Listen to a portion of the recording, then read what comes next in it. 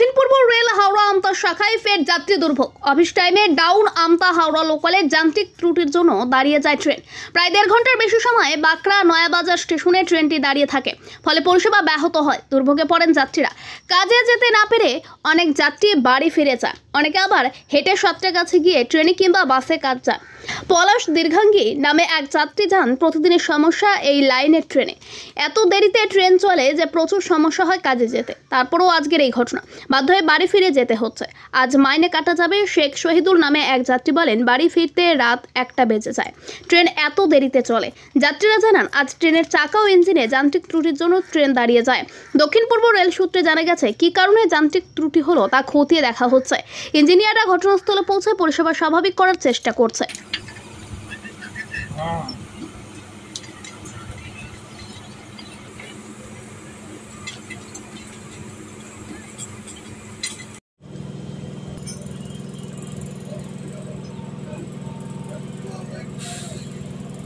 নটার ট্রেন, নটাতে এখন 2 ঘন্টা হয়ে গেল। 10টার ট্রেনে প্যাসেঞ্জার সব গিয়েছে। তারপরে আপনার হেঁটে অনেক প্যাসেঞ্জার সাঁতরাগাছি গিয়েছে এখান দিয়ে, বাগানা ব্যাস থেকে। গাড়িটার চাকা জাম হচ্ছে কিসের জন্য ওই চালকের সঙ্গে কথা বলা হয়েছে। চালক বললে চাকা জাম হচ্ছে, ওই জন্য গাড়ি যাবে না, 10টার ট্রেনে যাওয়া হবে। কতক্ষণ 1 ঘন্টার উপরে দাঁড়িয়েছে? হ্যাঁ, 9টার ট্রেন তো এইটা, এখন বাজে 11টা 12টা 11:30 বাজে। সমস্যা হয় এইসব যদি সমস্যা হয়? এই জন্য তো বহুত সমস্যা। দেখুন যাবো আমরা অনেক দূরে, টিকিয়াপাড়া যাওয়ার ছিল, যেতে পারলাম না। তো সমস্যা হলো? সমস্যা তো অসুবিধা অবশ্যই। আপনার নাম? আমার নাম শেখ শফিক। তো বহুত সমস্যায় পড়ে গেছি। 10টার ট্রেন এখনও এই যে সবে চলে গেল। 1 ঘন্টার উপরে? 1 ঘন্টার উপর হয়ে গেল। এখন দাঁড়িয়ে আছি, বাড়িতে চলে যাব। কোন দিকে যাবেন আপনারা? যাতুম হাওড়া, কিন্তু এখন বাড়ি চলে যাব। হ্যাঁ। ঠিক আছে, আপনার নাম? শেখ ইরফান। দাদা, আপনি কোথা থেকে আসছেন? আমি আসছি মাজু থেকে। কোথায় যেতেন? আমি রামরায়াতলা যেতাম। তো এই ট্রেনটাতে আসছিলেন? হ্যাঁ দাদা, আমি এই ট্রেনটাতেই আসি। এই ট্রেনটা গেলেই আমার ডিউটি ঠিক টাইমে হয়। কি সমস্যাটা কি? সমস্যা, গাড়ি তো দেখলাম আস্তে আস্তে গাড়ি আর যাচ্ছেই না, গাড়ি দাঁড়িয়ে গেছে। এবার আমরা ওয়েট করলাম, কিছুক্ষণ ওয়েট করলাম, করেছি গাড়ি একদম যাচ্ছে না। আমরা ভাবলাম গাড়ি যাবেই যাবে, এই যাবে এই যাবে করে আস্তে আস্তে দেখলাম প্রায় 10:30 ওভার হয়ে গেল, তখনও গাড়ি যাচ্ছে না। আপনি তো অন্য জায়গায় কাজের জন্য যাচ্ছেন। হ্যাঁ হ্যাঁ, আমি পৌঁছাতে পারলেন না, পারলাম না, কী করবো, নেমে পড়লাম।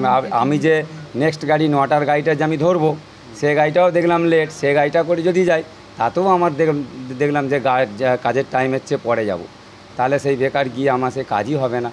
ওই জন্য আমি এই বাঁকড়া পর্যন্ত এই গাড়িটা এসেছে, কোনো রকমে আস্তে আস্তে এই নেবে ওয়েট করছি। নেক্সট হাওড়া থেকে গাড়ি এলে আমি আবার আমতার দিকে ব্যাক করব। যেতে পারলাম না কাজে। সমস্যা হলো?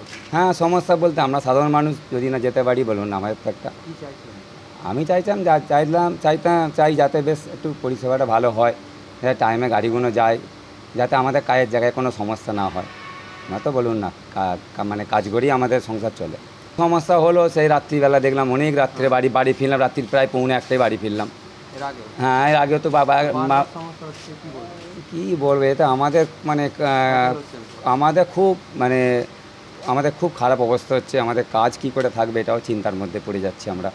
আমাদের পয়সাও অনেক মানে কম হচ্ছে, যদি দিনের পর দিন এরম যদি ওয়েট করি বা গাড়ি লেটে যায়, আমাদের পক্ষে খুব সমস্যা হয়ে যাচ্ছে, বুঝতে পারলেন? এখানে কতক্ষণ দাঁড়িয়ে আছে এই ট্রেনটা? এই মুহূর্তে আমি তো নেমেছি ধরুন প্রায় 10:43 নেবে, 40-42 নেমেছে। 1 ঘন্টা হয়ে গেল। হ্যাঁ, এখন ওয়েট করে আছি, আবার ব্যাক করবে গাড়ি, আমতা যাবার গাড়িতে উঠে বাড়ি যাবে। আর এখন কাজে যাওয়া মানে বেকার, কাজ হবে না সেই। হ্যাঁ বলুন, আর টাইমটা একটা টাইম আছে, সেখানে বলবে তুমি এত দেরি করে এসেছো, আমার পাঞ্চ করবো, দেখবো টাইম ওভার হয়ে গেছে, ওই জন্য আর গেলাম না, এখানে ওয়েট